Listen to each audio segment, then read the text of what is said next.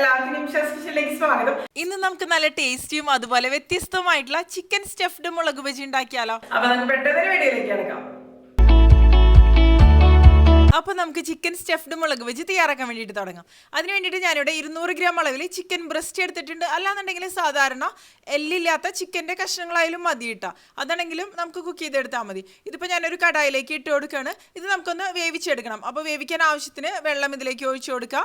പിന്നെ ഇതിലേക്ക് നമുക്ക് ആവശ്യത്തിന് ഉപ്പും അതുപോലെ കുരുമുളക് പൊടി കൂടി ചേർത്ത് കൊടുക്കുക. ഞാനിപ്പോൾ 1 ടീസ്പൂണോളം അളവിൽ കുരുമുളക് പൊടി ചേർത്തിട്ടുണ്ട്. പിന്നെ ആവശ്യത്തിന് ഉപ്പ് ചേർക്കാം കേട്ടോ. അപ്പോൾ വേണമെന്നുണ്ടെങ്കിൽ നിങ്ങൾക്ക് പ്രഷർ കുക്കറിൽ വേവിച്ചെടുക്കുക. ഒരു വിസിൽ കൊടുത്താൽ മതി, കറക്റ്റായിട്ട് തന്നെ കുക്കായിട്ട് വന്നോളും. അല്ലാന്നുണ്ടെങ്കിൽ ഇതുപോലെ കുക്ക് ചെയ്തെടുത്താൽ മതി. ചിക്കൻ ബ്രസ്റ്റ് ആയതുകൊണ്ട് തന്നെ പെട്ടെന്ന് തന്നെ കുക്കായിട്ട് വരും. ഇത് കുക്കായതിന് ശേഷം പിന്നെ ചെറിയ കഷ്ണങ്ങളായിട്ടൊന്ന് മുറിച്ച് വയ്ക്കുക, അല്ലെങ്കിൽ ഷ്രെഡ് ചെയ്ത് വയ്ക്കുക. പിന്നെ ഞാനിവിടെ ഇതിന് വേണ്ടിയിട്ട് ബജിമുളക് എടുത്തിട്ടുണ്ട്. ഇതുപോലെ ഒരു 8-10 ബജിമുളകിനൊക്കെ വേണ്ടിയിട്ടുള്ള ഒരു ഫില്ലിംഗ് ആണ് കേട്ടോ ഞാനിപ്പോൾ കാണിക്കുന്നത്. അപ്പോൾ ബജിമുളക് നന്നായിട്ട് കഴുകിയതിന് ശേഷം ഇതുപോലെ ഒന്ന് കട്ട് ചെയ്തെടുക്കുക. അതായത് ഒരു ഭാഗം മാത്രം ഇതുപോലെ ഒന്ന് കട്ട് ചെയ്യുക. അതിനുശേഷം ഇതിൻ്റെ ഉള്ളിലത്തെ ആ സീഡ്സ് കാര്യങ്ങളുണ്ടല്ലോ അതെല്ലാം മാറ്റിയെടുക്കണം ഞാൻ. അപ്പോൾ നല്ല എരിവുള്ള ബജിമുളകാണ് നിങ്ങൾ എടുക്കണമെന്നുണ്ടെങ്കിൽ ഇതുപോലെ കട്ട് ചെയ്തിട്ട് സീഡ്സ് ഒക്കെ മാറ്റിയതിന് ശേഷം കുറച്ച് സമയം ഉപ്പ് വെള്ളത്തിലൊന്ന് സോക്ക് ചെയ്ത് വയ്ക്കുക. അപ്പോൾ എന്തെങ്കിലും എരിവ് കാര്യങ്ങളൊക്കെ ഉണ്ടെങ്കിൽ അത് പോവാനായിട്ട് സഹായിക്കുന്നുണ്ടോ. ഇതിലിപ്പോൾ എരിവൊന്നുമില്ല, പക്ഷെ എന്നാലും ഇതിൻ്റെ സീഡ്സ് കളയുമ്പോഴായിരിക്കും നമുക്ക് ഇതിൽ കറക്റ്റായിട്ട് ഫില്ല് ചെയ്തെടുക്കാനൊക്കെ പറ്റുക. കണ്ടില്ലേ, ഈ ഒരു രീതിയിൽ നമുക്ക് എല്ലാം ഒന്ന് കട്ട് ചെയ്ത് വെക്കുക. അപ്പോൾ ബജിമുളക് എന്ന് പറയുമ്പോൾ സാധാരണ രീതിയിൽ എരിവൊന്നും ഉണ്ടാവില്ല, പക്ഷെ ചില സമയത്ത് വാങ്ങിക്കുമ്പോൾ അതിന് നല്ല എരിവ് ഉണ്ടാവാറുണ്ട്. ഒരുപാട് എരിവായി കഴിഞ്ഞാലും പിന്നെ നമുക്കത് കഴിക്കാൻ ബുദ്ധിമുട്ടായിരിക്കും. കണ്ടില്ലേ, ഈ ഒരു രീതിയിൽ ഞാൻ എല്ലാം കട്ട് ചെയ്തതിന് ശേഷം ഒന്നും കൂടി കഴുകി എടുത്തിട്ടുണ്ട്. കഴുകി നമുക്കൊന്ന് തുടച്ചെടുക്കാം കേട്ടോ.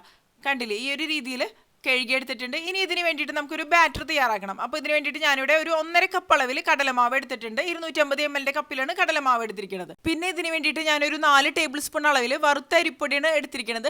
അപ്പോൾ അരിപ്പൊടി ചേർത്ത് കൊടുക്കുമ്പോൾ ഇത് നന്നായിട്ട് ക്രിസ്പി ആയിട്ട് തന്നെ മാറും കേട്ടോ. അപ്പോൾ അരിപ്പൊടിയുടെ അളവൊന്നും കൂടി പോണ്ടാട്ടെ, ഇത്ര തന്നെ മതിയാവും. പിന്നെ ഇതിലേക്ക് നമുക്കൊരു 1/4 ടീസ്പൂൺ മുതൽ ഒരു 1/2 ടീസ്പൂൺ വരെ മഞ്ഞൾപ്പൊടി ചേർത്ത് കൊടുക്കുക. 1 ടീസ്പൂൺ അളവിൽ കുരുമുളക് പൊടി ചേർത്ത് കൊടുക്കുന്നുണ്ട്.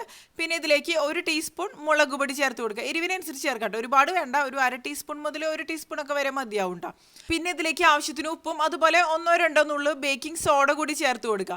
പിന്നെ ഇതിലേക്ക് ഫ്ലേവറിന് വേണമെന്നുണ്ടെങ്കിൽ നിങ്ങൾക്ക് ഇതിലേക്ക് വെളുത്തുള്ളി പേസ്റ്റ് വേണമെന്നുണ്ടെങ്കിലും ചേർത്ത് കൊടുക്കുക. ഇനി കുറച്ച് വെള്ളം ഒഴിച്ചിട്ട് നമുക്കിത് നല്ലൊരു ബാറ്ററാക്കി എടുക്കണം. ഒരുപാട് തിക്കാവരുത്, അതുപോലെ ഒരുപാട് ലൂസായിട്ട് മാറരുത് കേട്ടോ. ഒരുപാട് ലൂസായി മാറിക്കഴിഞ്ഞിട്ടുണ്ടെങ്കിൽ പിന്നെ മുളക് ബജിയിൽ, അതായത് മുളകിൽ ഇത് കറക്റ്റായിട്ട് കോട്ടായിട്ട് ഇരിക്കില്ല. അപ്പോൾ കറക്റ്റായിട്ട് തന്നെ വരില്ല. ഞാൻ ഇതുപോലെ ഒരു വിസ്ക് ഉപയോഗിച്ചിട്ട് കറക്റ്റായിട്ടൊന്ന് മിക്സ് ചെയ്ത് കൊടുക്കണം. കണ്ടില്ലേ, ഈ ഒരു കൺസിസ്റ്റൻസി മതി. ഇനി ഇത് നമുക്ക് മാറ്റി വയ്ക്കാം. നമുക്കിതിന് വേണ്ട ഫില്ലിംഗ് ഒന്ന് തയ്യാറാക്കി എടുക്കണം. അപ്പോൾ അതിന് വേണ്ടിയിട്ട് ഞാനിവിടെ ഒരു പാൻ എടുത്തിട്ടുണ്ട്. ഇതിലേക്ക് ആവശ്യത്തിന് എണ്ണ ഒഴിച്ച് കൊടുക്കുക. ഒരു 1.5 ടേബിൾ സ്പൂൺ മുതൽ ഒരു 2 ടേബിൾ സ്പൂൺ വരെയാണ് ഞാനിപ്പോൾ എണ്ണ ഒഴിച്ച് കൊടുക്കുന്നത്. ഇനി എണ്ണ ചൂടായിട്ട് വരുന്ന സമയത്ത് നമുക്കിതിലേക്ക് സവോള മുറിച്ചത് അല്ലെങ്കിൽ ചെറിയുള്ളി മുറിച്ചത് ചേർത്ത് കൊടുക്കുക. ഞാനിപ്പോൾ ചെറിയുള്ളി മുറിച്ചതാണ് ഇതിന് വേണ്ടിയിട്ട് എടുത്തിരിക്കുന്നത്. ഒരു 20-25 ചെറിയുള്ളിയോളം ഇതുപോലെ ഒന്ന് മുറിച്ചെടുത്തിട്ടുണ്ട്. അല്ലാന്നുണ്ടെങ്കിൽ നിങ്ങൾക്ക് ഒരു സവോള, അതായത് ഒരു വലിയ സവോള തന്നെ ഇതിന് വേണ്ടിയിട്ട് നിങ്ങൾക്ക് ഉപയോഗിക്കാം കേട്ടോ. നല്ല കനം കുറച്ചിട്ട് മുറിച്ചെടുത്താൽ മതിയാവും. ഇനി ചെറിയുള്ളി ഒന്ന് സോഫ്റ്റ് ആയിട്ട് വന്നോട്ടെ. ആ സമയത്ത് നമുക്ക് ഇതിലേക്ക് ഒരു 3/4 ടേബിൾ സ്പൂണോളം അളവിൽ ഇഞ്ചി വെളുത്തുള്ളി ചതച്ചത് അല്ലെങ്കിൽ പേസ്റ്റ് ചേർത്ത് കൊടുക്കുക. ഞാനിപ്പോൾ ഇഞ്ചി വെളുത്തുള്ളി നന്നായിട്ട് ചതച്ചതെടുത്തതാണ് ഇതിലേക്ക് ചേർക്കുന്നത്. പിന്നെ ഒരു പച്ചമുളക് ചേർത്ത് കൊടുക്കുന്നുണ്ട്. പച്ചമുളകൊക്കെ നമ്മുടെ എരിവിനനുസരിച്ച് ചേർക്കുക. പച്ചമുളകൊക്കെ ചേർത്ത് കൊടുക്കുന്ന സമയത്ത് നല്ലൊരു ഫ്ലേവർ തന്നെ കിട്ടുന്നുണ്ട് ഇതിന്. ഇനി ഇതിലേക്ക് കുറച്ച് കറിവേപ്പില കൂടി ചേർത്ത് കൊടുക്കുന്നുണ്ട്. കറിവേപ്പില വേണമെന്നുണ്ടെങ്കിൽ നിങ്ങൾക്കൊന്ന് മുറിച്ചിട്ട് കൊടുക്കാം. അപ്പോൾ ബജിമുളകിൻ്റെ ഉള്ളിൽ നമ്മളിത് ഫില്ല് ചെയ്ത് കൊടുക്കുന്ന സമയത്ത് പുറത്തോട്ടൊന്നും വരില്ല കറിവേപ്പില. ഇനിയിപ്പോൾ കണ്ടില്ലേ, ചിക്കൻ കറക്റ്റായിട്ട് കുക്കായിട്ട് വന്നിട്ടുണ്ട്. ഇത് നമുക്കൊന്ന് ഷ്രെഡ് ചെയ്തെടുക്കുക, അല്ലെങ്കിൽ ചെറിയ കഷ്ണങ്ങളായിട്ടൊന്ന് മുറിച്ചെടുക്കാം. ഇപ്പൊ കണ്ടില്ലേ, ഉള്ളി നന്നായിട്ട് വഴന്ന് ഒരു ലൈറ്റ് ഗോൾഡൻ ഷെയ്ഡായിട്ട് വന്നിട്ടുണ്ട്.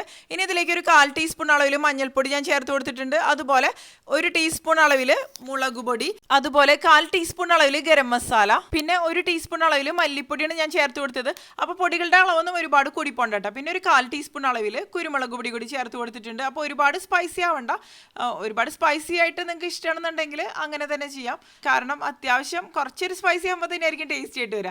ഇനി ഇതിലേക്ക് നമുക്ക് ആവശ്യത്തിന് ഉപ്പ് കൂടി ചേർത്തിട്ട് നന്നായിട്ടൊന്ന് മിക്സ് ചെയ്ത് കൊടുക്കുക. ഈ ഒരു രീതിയിൽ ഈ പൊടികളുടെ പച്ചമണം മാറുന്നത് വരെ തന്നെ നമുക്ക് വഴറ്റിയെടുക്കണം. ഇനി ഇതിലേക്ക് കട്ട് ചെയ്ത് വെച്ച ചിക്കൻ പീസസ് കൂടി ചേർത്തിട്ട് നന്നായിട്ടൊന്ന് മിക്സ് ചെയ്ത് കൊടുക്കുക. ഇതുപോലെ ഡ്രൈ ആയിട്ട് തന്നെ ഇരിക്കണം, അപ്പോഴായിരിക്കും നമുക്കിത് കറക്റ്റായിട്ട് ഫില്ല് ചെയ്തെടുക്കാൻ പറ്റുള്ളൂ. ഈ ഒരു മസാലയും അതുപോലെ ചിക്കൻ കഷ്ണങ്ങളായിട്ട് നന്നായിട്ട് കുറച്ച് സമയം ഒന്ന് ഇളക്കി കൊടുക്കുക. അപ്പോഴായിരിക്കും ഈ ചിക്കൻ കഷ്ണങ്ങളിൽ മസാലയൊക്കെ നന്നായിട്ട് പിടിച്ച് നല്ല ടേസ്റ്റി ആയിട്ട് തന്നെ മാറുക. അതുപോലെ ചിക്കൻ ചെറുതായിട്ടൊന്ന് ഫ്രൈ ആയിട്ട്, അതായത് ഡ്രൈ ആയിട്ട് തന്നെ മാറണം.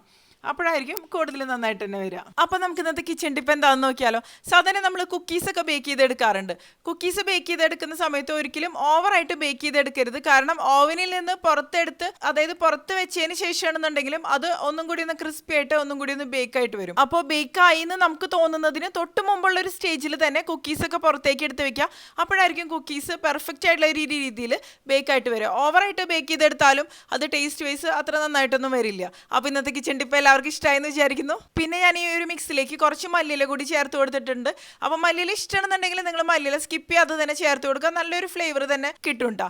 ഇനി എല്ലാം കൂടി നന്നായിട്ട് ഒന്ന് മിക്സ് ചെയ്ത് കൊടുക്കുക. ഇത് മതി. ഇനി നമുക്ക് ഫ്ലെയിം ഓഫ് ചെയ്ത് കൊടുക്കുക. കണ്ടില്ലേ, അപ്പോൾ നമ്മുടെ ഫില്ലിംഗ് റെഡി ആയിട്ട് തന്നെ വന്നിട്ടുണ്ട്. ഈ സെയിം റെസിപ്പി നിങ്ങൾക്ക് വേണമെന്നുണ്ടെങ്കിൽ ബീഫോ അല്ലെങ്കിൽ മട്ടനോ ഒക്കെ ഉപയോഗിച്ചിട്ട് തയ്യാറാക്കാവുന്നത് തന്നെയുള്ളൂ.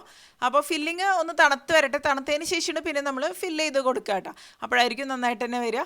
ഇനി ഇതിന് വേണ്ടിയിട്ട് ബജിമുളക് എടുക്കുക. അതിനുശേഷം തണുത്ത ഫില്ലിങ് ഇതിൻ്റെ ഉള്ളിലേക്ക് ഫില്ല് ചെയ്ത് കൊടുക്കുക.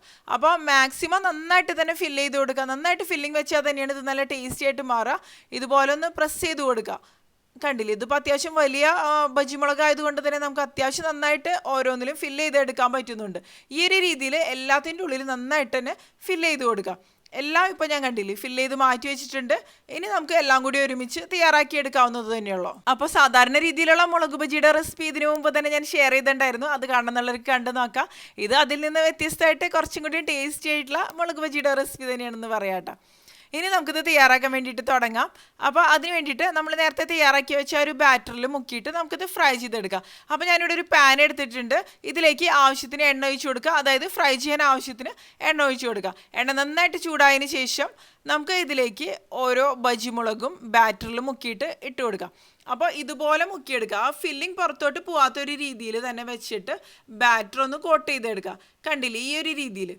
അതിനുശേഷം ആ ഫില്ലിംഗ് വെച്ച് കൊടുത്ത ആ ഒരു ഭാഗം ഉണ്ടല്ലോ, അത് മുകളിലേക്ക് വരുന്ന ഒരു രീതിയിലാണ് ഞാനിപ്പോൾ എണ്ണയിലേക്ക് ഇട്ട് കൊടുത്തിരിക്കുന്നത്. അപ്പോൾ ഒരു ഭാഗം ഫ്രൈ ആയിട്ട് വരുമ്പോൾ പിന്നെ തിരിച്ചിട്ട് കൊടുക്കുക. അങ്ങനെ തിരിച്ചു മറിച്ചിട്ടിട്ട് 2-3 പ്രാവശ്യം തന്നെ നന്നായിട്ട് ഫ്രൈ ചെയ്തെടുക്കുക. അപ്പോൾ നല്ല ക്രിസ്പി ആയിട്ടുള്ള രീതിയിൽ അടിപൊളിയായിട്ട് തന്നെ ഈ ഒരു ബാറ്റർ അല്ലെങ്കിൽ ഈ ഒരു ബജിമുളക് മാറും കേട്ടോ. അപ്പോൾ നല്ല ടേസ്റ്റി ആയിട്ടുള്ളൊരു മുളക് ബജിയുടെ റെസിപ്പി തന്നെയാണ് ചിക്കൻ സ്റ്റഫ്ഡ് മുളക് ബജി എന്നൊക്കെ പറയുമ്പോൾ. അപ്പോൾ ബീഫ് ഉപയോഗിച്ചിട്ട് ചെയ്യണമെന്നുണ്ടെങ്കിലും ഇത് നല്ല ടേസ്റ്റ് തന്നെയാണ്. ഇപ്പോൾ ഒരു ഭാഗം കറക്റ്റായിട്ട് റെഡി ആയിട്ട് വന്നിട്ടുണ്ട്. ഇനി നമുക്കിതൊന്ന് തിരിച്ചിട്ട് കൊടുക്കാം. ഈ ഒരു രീതിയിൽ എല്ലാം തിരിച്ചു മറിച്ചിട്ടിട്ട് തന്നെ ഫ്രൈ ചെയ്തെടുക്കുക. അപ്പോൾ ഇതുപോലെ ഒട്ടിപ്പിടിച്ചാലും കുഴപ്പമൊന്നുമില്ല. അത് നമുക്ക് വിടിയിച്ചെടുക്കാവുന്നത് തന്നെയുള്ളൂ. അതായത് കോരിയെടുക്കുന്ന ഒരു സമയത്ത് അല്ലെങ്കിൽ അതിന് മുമ്പായിട്ട് തന്നെ നമുക്കത് വിടിയിച്ചെടുക്കാവുന്നതേ ഉള്ളൂ. ഇപ്പോൾ കറക്റ്റായിട്ട് ക്രിസ്പി ആയിട്ട് തന്നെ മാറിയിട്ടുണ്ട്. ഞാൻ ഒരു പ്രാവശ്യം കൂടിയും തിരിച്ചിട്ട് കൊടുക്കണ്. അപ്പോൾ ഈവനായിട്ട് ഫ്രൈ ആയിട്ട് വരണം. അപ്പോഴായിരിക്കും നന്നായിട്ട് തന്നെ വരിക കേട്ടോ.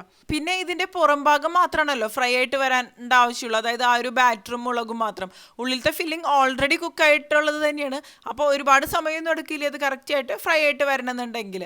ഇപ്പോൾ ഇത് ഫ്രൈ ആയിട്ട് വന്നിട്ടുണ്ട്. നമുക്ക് കോരി മാറ്റാം. അത്യാവശ്യം വലിപ്പത്തിലുള്ള ഒരു മുളക് ബജി തന്നെയാണ് ഇതെന്ന് പറയുന്നത്. അല്ലെങ്കിൽ നിങ്ങൾക്ക് ചെറുതായിട്ട് വേണമെന്നുണ്ടെങ്കിൽ കട്ട് ചെയ്തിട്ട് അങ്ങനെ വേണമെന്നുണ്ടെങ്കിലും ചെയ്യാം. പക്ഷേ ഫില്ലിംഗ് വെച്ച് കൊടുക്കുമ്പോൾ ഇതായിരിക്കും കുറച്ചും കൂടി നല്ലത്.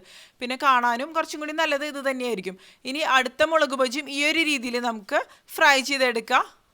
അപ്പോൾ ഇട്ട് കൊടുക്കുന്ന സമയത്തൊന്ന് ശ്രദ്ധിക്കുക ഫില്ലിംഗ് പുറത്തോട്ട് പോവാതെ. അത്രയും ശ്രദ്ധിച്ചാൽ മതി. വളരെ എളുപ്പത്തിൽ നമുക്ക് ഈസി ആയിട്ട് തന്നെ തയ്യാറാക്കി എടുക്കാൻ പറ്റും. ഇപ്പോൾ അടുത്ത ബാച്ചും റെഡി ആയിട്ട് വന്നിട്ടുണ്ട്. ഈ ഒരു രീതിയിൽ നമുക്ക് എല്ലാം തയ്യാറാക്കിയെടുക്കാം. നല്ല ചൂടോടുകൂടി തന്നെ കഴിക്കുക. അപ്പോഴായിരിക്കും കൂടുതൽ ടേസ്റ്റി ആയിട്ട് വരിക. നമുക്ക് ഇഷ്ടപ്പെട്ട എന്ത് ഡിപ്പിൻ്റെ കൂടെ വേണമെന്നുണ്ടെങ്കിലും കഴിക്കാം. ടൊമാറ്റോ കെച്ചപ്പോ അല്ലെങ്കിൽ മയണൈസിൻ്റെ കൂടെ വേണമെന്നുണ്ടെങ്കിലും കഴിക്കാം. അല്ലെങ്കിൽ തന്നെയാണെങ്കിലും കഴിക്കാവുന്ന നല്ലൊരു അടിപൊളി ടേസ്റ്റി ആയിട്ടുള്ള മുളക് ബജിയുടെ റെസിപ്പി തന്നെയാണ് ഈ ഒരു ചിക്കൻ സ്റ്റഫ്ഡ് മുളക് ബജി എന്ന് പറയുന്നത്. അപ്പോൾ കണ്ടില്ലേ, നല്ല ക്രിസ്പി ആയിട്ട് തന്നെയാണ് ഇരിക്കുന്നത്. അപ്പോൾ നിങ്ങൾ ഈ ഒരു രീതിയിൽ ചിക്കൻ സ്റ്റഫ്ഡ് മുളക് ബജി ഇതുവരെ തയ്യാറാക്കി നോക്കിയിട്ടില്ല എന്നുണ്ടെങ്കിൽ തീർച്ചയായിട്ടും തയ്യാറാക്കി നോക്കുക. പ്രത്യേകിച്ച് ഈവനിങ് സ്നാക്കൊക്കെ ആയിട്ട് തയ്യാറാക്കാവുന്നത് തന്നെയുള്ളൂ കേട്ടോ. കുട്ടികൾക്കും വലിയവർക്കും ഒരുപോലെ ഇഷ്ടപ്പെടുന്ന, അതായത് ഒരു നല്ലൊരു അടിപൊളി ഐറ്റം തന്നെയാണ്. കണ്ടില്ലേ, ഞാനിതിപ്പോൾ കട്ട് ചെയ്തിട്ടുണ്ട്. ഇതിൻ്റെ ഉള്ളിൽ കറക്റ്റായിട്ട് ഫില്ലിങ്സ് ഒക്കെ ഇരിക്കുന്നുണ്ട്. അപ്പോൾ എല്ലാവരും തയ്യാറാക്കി നോക്കിയതിന് ശേഷം നിങ്ങളുടെ അഭിപ്രായങ്ങൾ പറയാൻ മറക്കരുത്. പ്രത്യേകിച്ച് ഈ മഴയുള്ള സമയത്തൊക്കെ ചായയുടെയൊക്കെ കൂടെ കഴിക്കാൻ പറ്റുന്ന ഒരു അടിപൊളി സ്നാക്ക് ഐറ്റം തന്നെയാണ് ഇതെന്ന് പറയുന്നത്. അപ്പൊ മറ്റൊരു അടിപൊളി റെസിപ്പി നമുക്ക് വേണ്ടി കാണാം.